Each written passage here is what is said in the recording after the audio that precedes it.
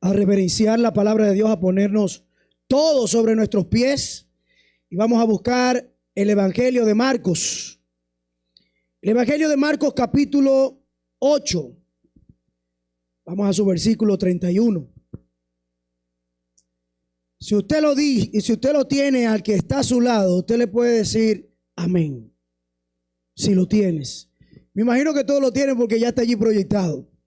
La leemos en el nombre del Padre, del Hijo y del Espíritu Santo. Y comenzó a enseñarles que le era necesario al Hijo del Hombre padecer mucho y ser desechado por los ancianos, por los principales sacerdotes y por los escribas, y ser muerto y resucitar después del de 3 días.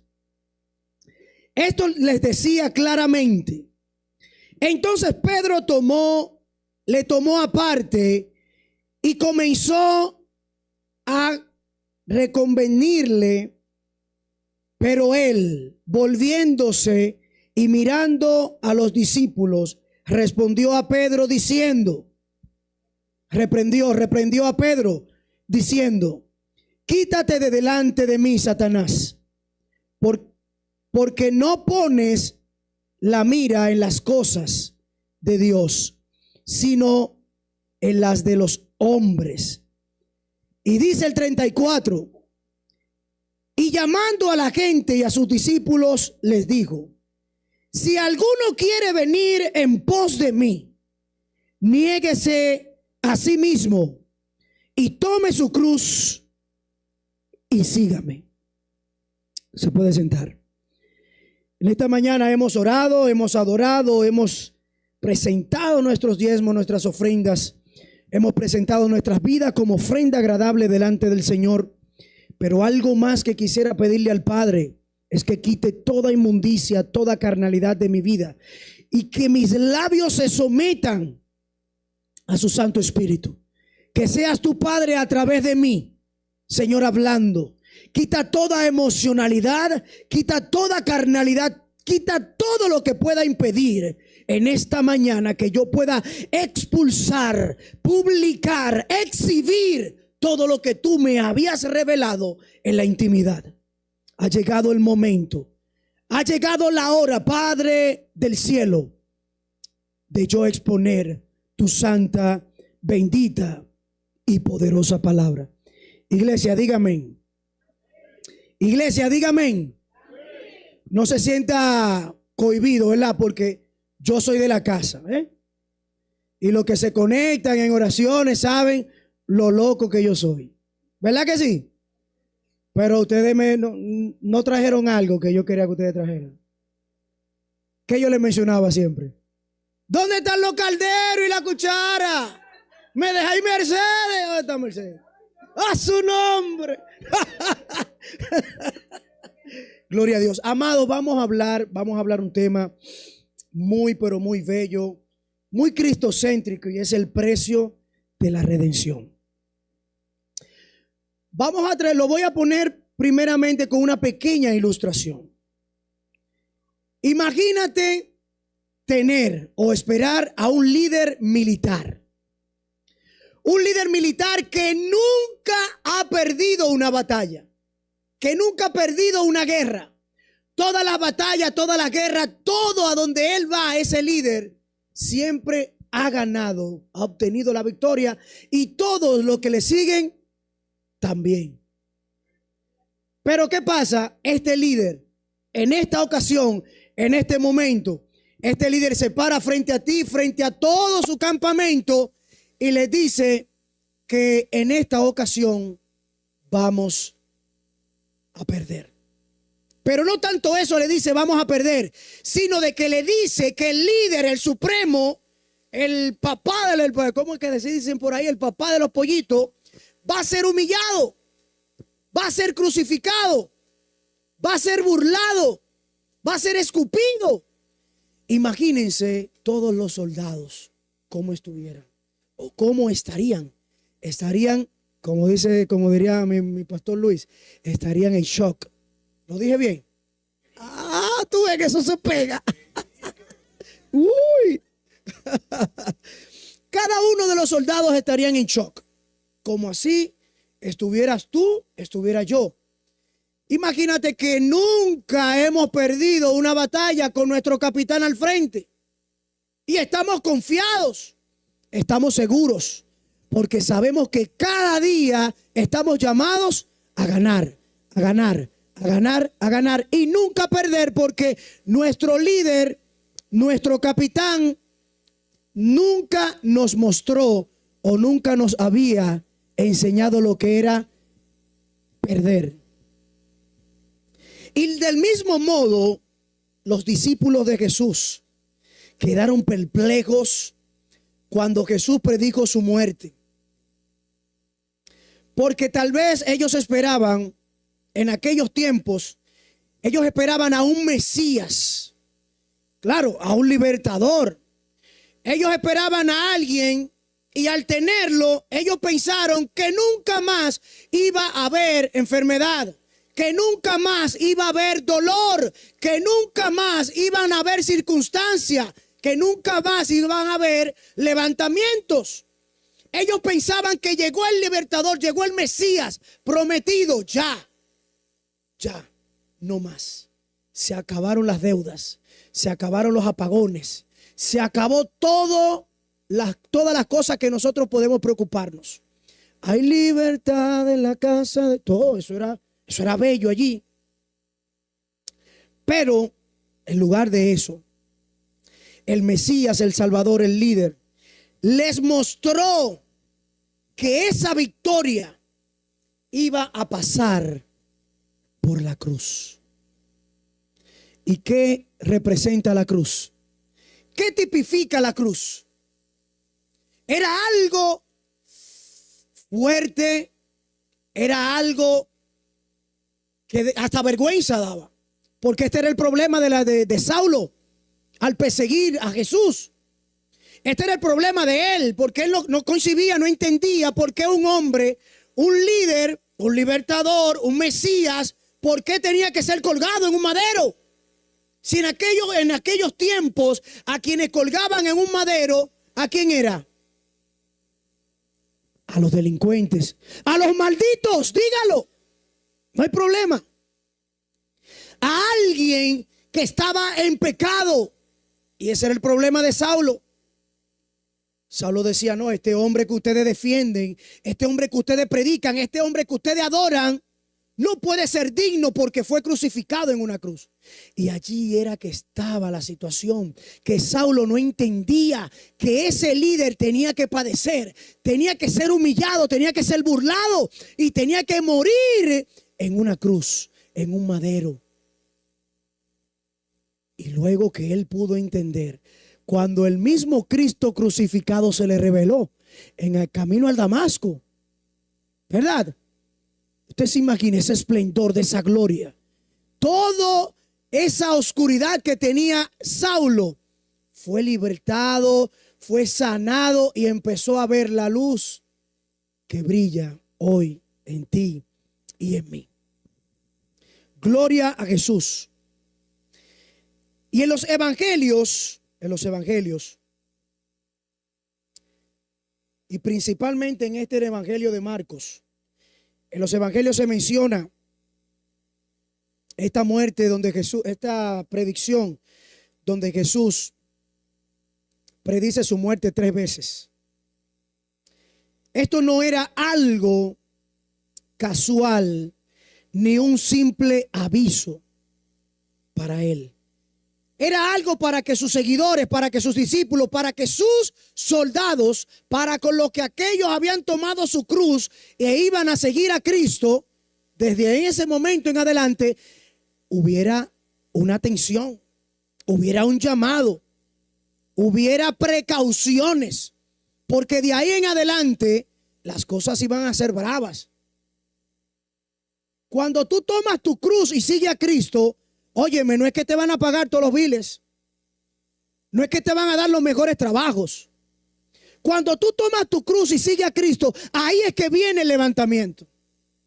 Ahí es que vienen pruebas. Ahí es que vienen situaciones.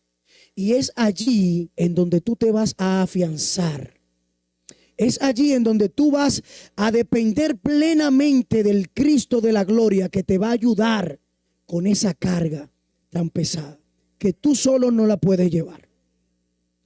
Es allí en donde Él viene como tu ayudador, como tu guía. Y cada una de estas predicciones, cada una de estas advertencias, cada una de estas donde Jesús menciona que va a morir, tienen una connotación. Le traje como redención, hablándose de la Biblia.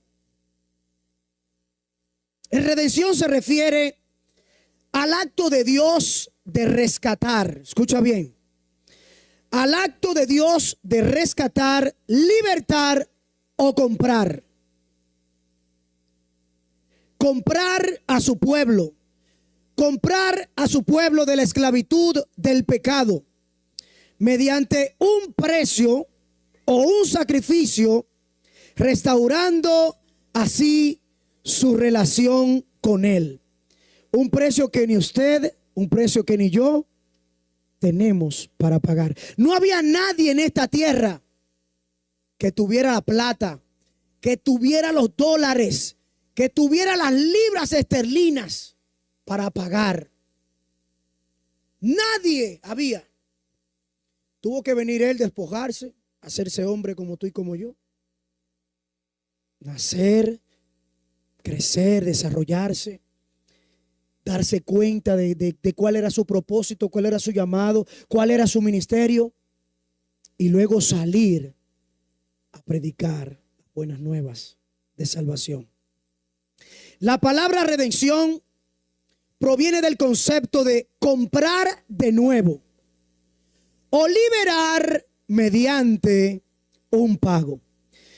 En el Antiguo Testamento todos podemos recordar la redención se ejemplifica en la liberación del pueblo de Israel en aquellos tiempos con Egipto. En el Éxodo podemos recordarlo, Éxodo capítulo 6, versículo 6 en adelante. Y en este contexto, el concepto redención implica en rescate y liberación de la opresión. Y en el Nuevo Testamento, la redención alcanza su cumplimiento en el líder, en el Mesías, en el Cordero inmolado, en el caballero de la cruz, en el Cristo de la gloria, al que es, al que era, al que fue, al que ha de venir, al príncipe de paz, al Dios de los ejércitos, Emmanuel, a Jehová. Él es todo. Allí tenemos el cumplimiento en el Nuevo Testamento. Bendito Dios. Dice Primera de Pedro capítulo 1, versículo 8, versículo 18 y 19. El Cordero sin mancha. Nuestra redención fue comprada. Nuestra redención fue comprada no con cosas perecederas, no con cosas materiales, no con cosas que hayan pasado. La única sangre que tiene valor, que tiene vida, que tiene un precio, y nosotros debemos de valorarla. Como así dice el apóstol en Primera de Pedro capítulo 1, 18. Cordero sin mancha.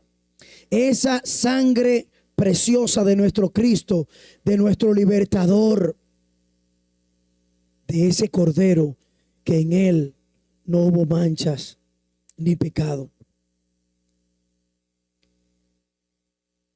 En cada uno de estos significados, mis amados,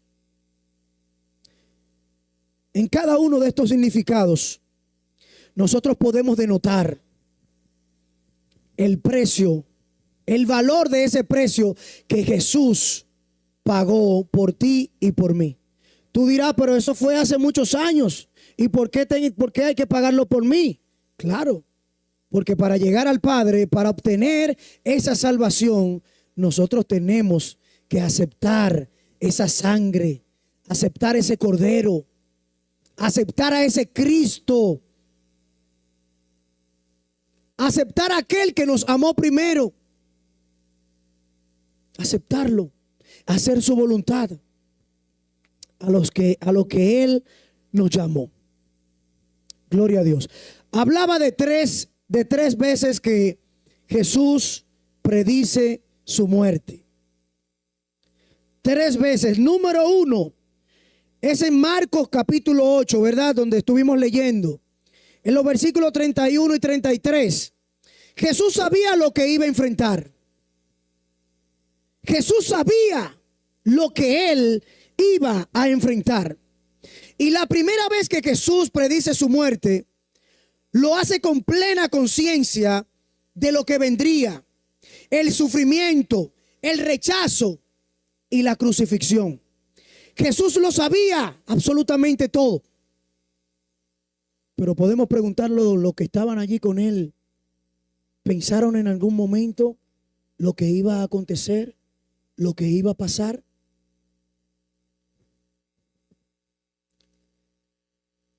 Y esto de una forma u otra, mis hermanos, tiene que enseñarnos que el camino del discípulo, tu camino, tu caminar, no va a ser un camino con alfombras de comodidades.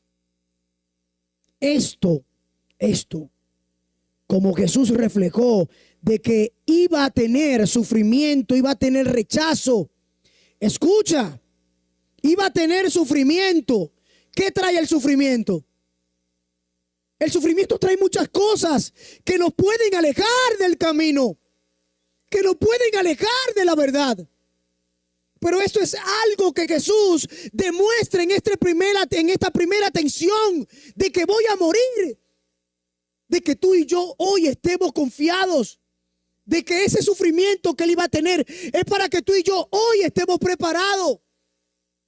El sufrimiento va a traer muchas cosas. Las va a traer. Y por eso debemos de estar apercibidos, preparados.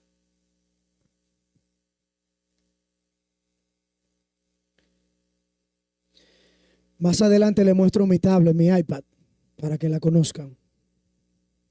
Y Jesús, aún sabiendo el dolor que iba a enfrentar, continuó firme hacia el madero. Jesús no se detuvo.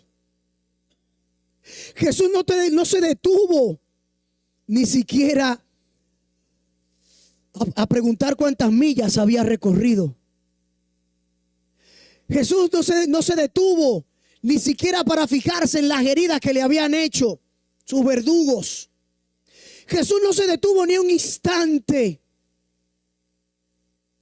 a ver si podían quitarle ese madero que era tan grande, que era tan fuerte, era tan pesado. Amigos, era pesado. ¿Y cuál era la condición de Jesús? Jesús estaba enfermo. Allí habían personas intercediendo, clamando, orando por Él, diciendo: Él no es digno, no es necesario, Él no puede estar cargando esa cruz. Que alguien lo ayude, que alguien lo salve. Pero no hubo nadie. No salía un Gerald, no venía un Luis, no vino un Marcos a ayudarlo. ¿Y qué usted cree? Él, en su condición de humano, tenía, ¿cómo se dice? Podía retroceder, podía abandonar, podía dejar la cruz, sí o no. Pero no lo hizo. No lo hizo. Porque Él sabía que el peso que cargaba era toda la humanidad. Él sabía que su Padre tenía un plan perfecto, y para llevar a cumplimiento esa perfección, Él tenía que llevar ese madero, para que tú y yo hoy pudiéramos reconocer el valor de nuestro Cristo. Número 2. En esta predicción Jesús, aquí se denota la incomprensión de los discípulos. Cuando Jesús dice por segunda vez de su muerte, Marcos capítulo 9, ayúdeme ya por favor. Marcos capítulo 9, 30-32.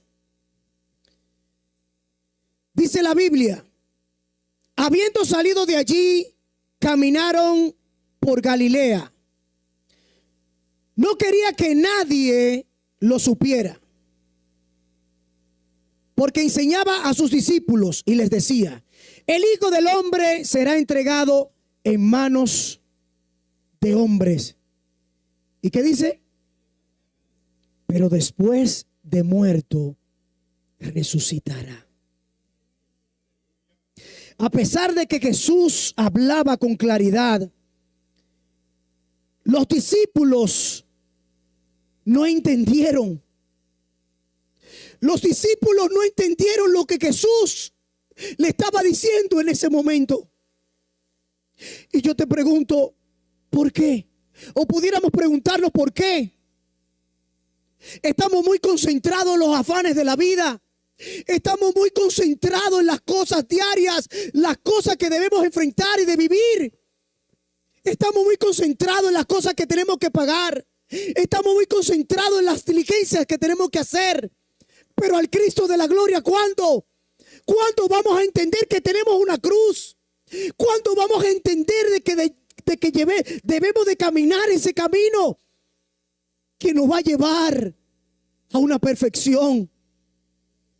Porque es llegando a la meta. Pero ¿cuándo vamos a llegar a la meta? Si ahora lo que tengo son 30 años, 10 años, 50 años, 60 años y yo quiero larga vida aquí en esta tierra. Ese no es tu problema. Ese no es tu problema. Porque tenemos que cargar nuestra cruz y seguir a Cristo, cueste lo que cueste. Cueste lo que cueste. Con ese madero, seguir el camino que nos va a llevar al Padre. Pero usted sabe algo, que en ese camino vamos a pasar por muchas tormentas. Aunque no estemos en el barco, van a venir vientos fuertes, van a venir tempestades, van a venir terremotos, van a venir enfermedades, van a venir a atacar la carne, porque la carne es débil, la carne que lleva el madero, pero tu alma y tu espíritu deben de estar concentrados en aquel que fue al madero, en aquel que dijo 3 veces lo que iba a padecer, lo que iba a pasar, pero que al tercer día iba a resucitar. Gloria a Jesús. Y la predicción número 3. Allí podemos denotar cómo Jesús se humilla. Wow.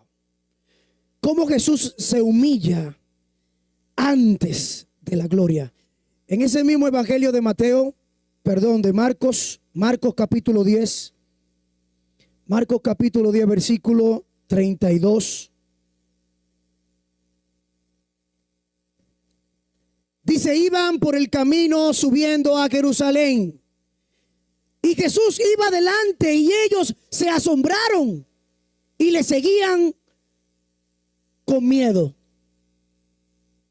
Y ellos se asombraron y le seguían con miedo.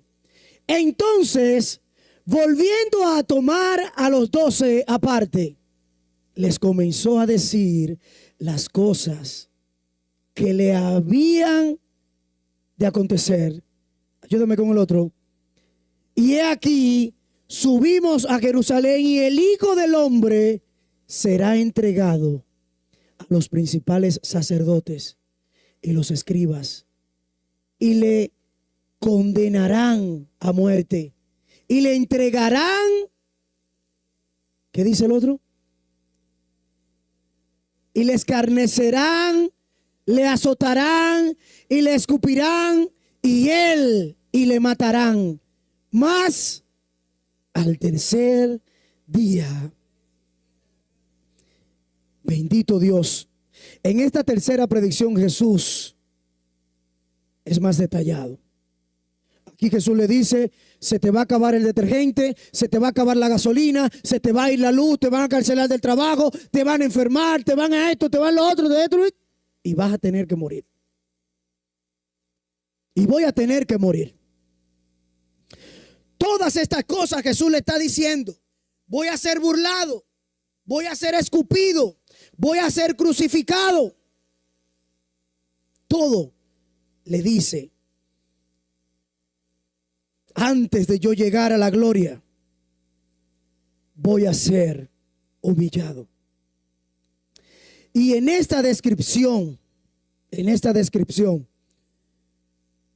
nos hace recordar que la verdadera grandeza se manifiesta en la humillación. ¿Tú sabes qué? Y en la humildad. Esta descripción nos tiene que recordar que la verdadera grandeza se manifiesta en la humillación y en el servicio a los demás.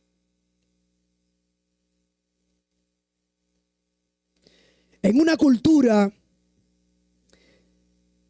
en donde podemos ver y vemos siempre que la autoestima y la autosuficiencia que vemos, lo que quiere es crecer y desarrollar.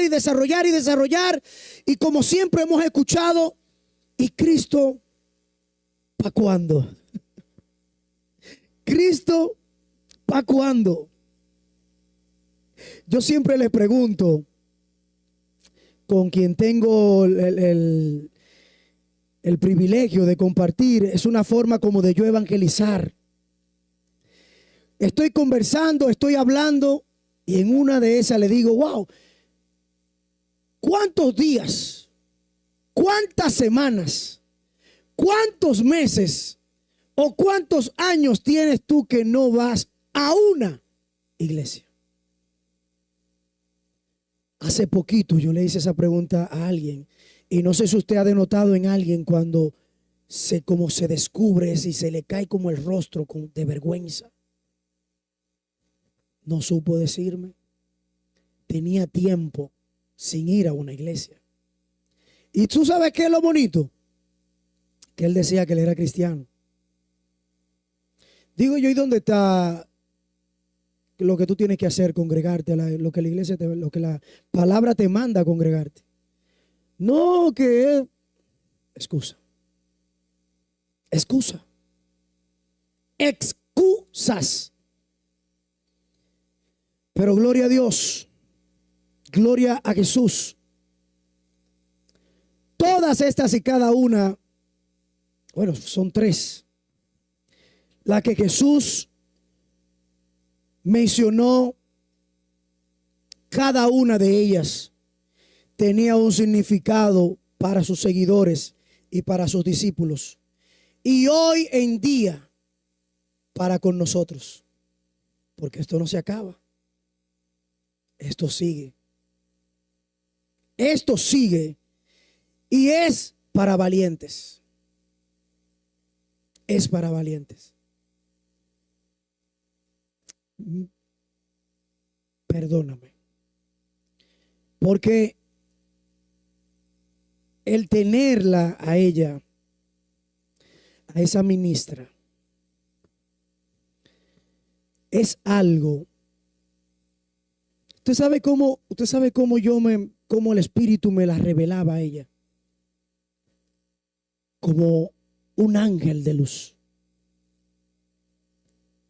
Que ella era quien me predicaba a mí. Yo podía ver la palabra de Dios en ella. y cómo ella predicaba a todo su alrededor.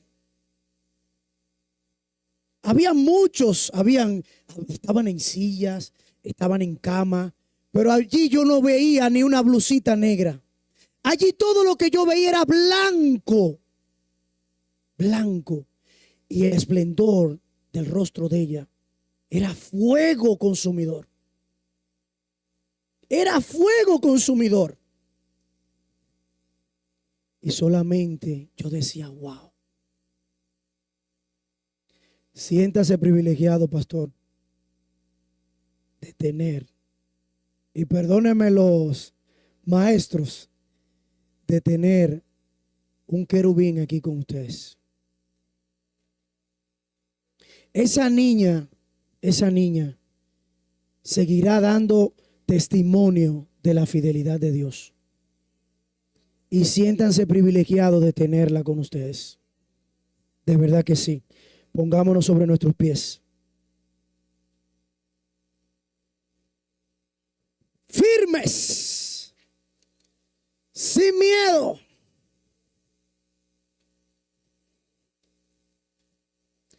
Jesús predicó su muerte no solo para que sus discípulos estuvieran preparados, sino para que comprendieran el tipo de Mesías que él era.